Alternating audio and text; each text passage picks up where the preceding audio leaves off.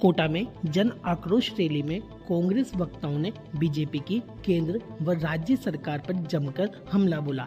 PCC chief Govind Singh Dotasra ने आज बुधवार को दोपहर 3 बजे जानकारी देते हुए कहा कि 2 महीने तक कोटा, बूंदी, बारां, झालावाड़, पाली सहित प्रदेश के आधे से ज्यादा जिले जलमग्न हो गए। बाढ़ आ गई, किसान गरीब पीड़ित होने लगा। प्रदेश में हाहाकार मच गया, लेकिन सरकार के कान में जू तक भी नहीं रेंगी। उन्होंने कहा कि हमने ट्वीट किया, प्रेस कॉन्फ्रेंस की कि मुख्यमंत्री जी कहाँ है, कहाँ है आपका प्रशासन, कहाँ है आपके मंत्री और कहाँ है आपके विधायक, कहाँ है जिले का कलेक्टर। गरीब किसान की कोई सुनने वाला है या नहीं? तो हंसी मजाक करने लग गए।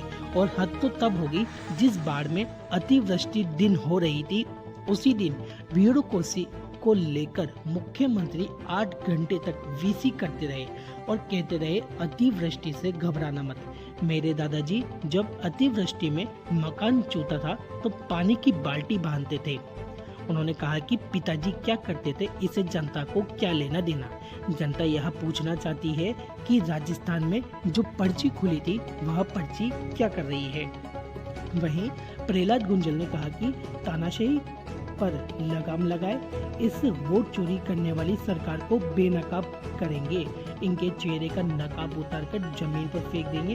हाड़ोती के लोगों के साथ न्याय हो, इसकी लड़ाई पूरी ताकत के साथ लड़ेंगे।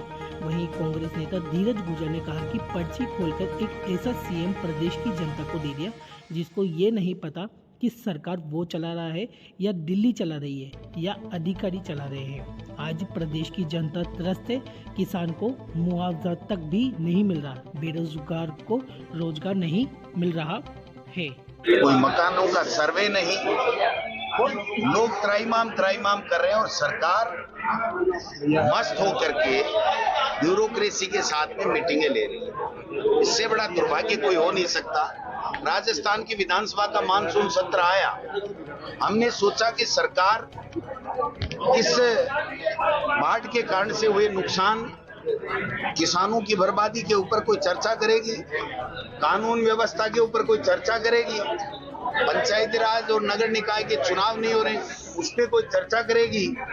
लेकिन उल्टे हम पे कैमरे लगा दिए, प्रतिपक्ष से अलग से कैमरे लगा दिए, उनका एक्सेस स्पीकर ने अपने कमरे में लगा लिया कि कौन क्या बात कर रहा है, हाउस स्थगित हो जाए उसके बाद में भी क्या बात कर रहा है। और एक भी बात किसान की, दलित की, पिछड़े की, नौजवान की किसी की नहीं सुनी गई। ऐसा ही भर्ती पे पता नहीं कितने आरोप लगाए कांग्रेस पार्टी पे, 2.25 साल से कोई निर्णय नहीं किया।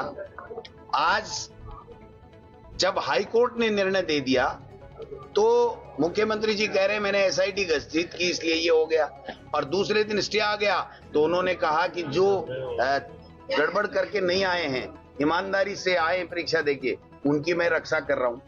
अरे बिन पैंदे के लोटे, ये सरकार बिन पैंदे की लोटा है, इधर इधर उधर इधर, कोई इनको पता नहीं है। जब तक केंद्र से पर्ची नहीं आती है मोदी जी, अमित शाह से या भारती भवन से, तब तक ये कुछ भी नहीं करते हैं।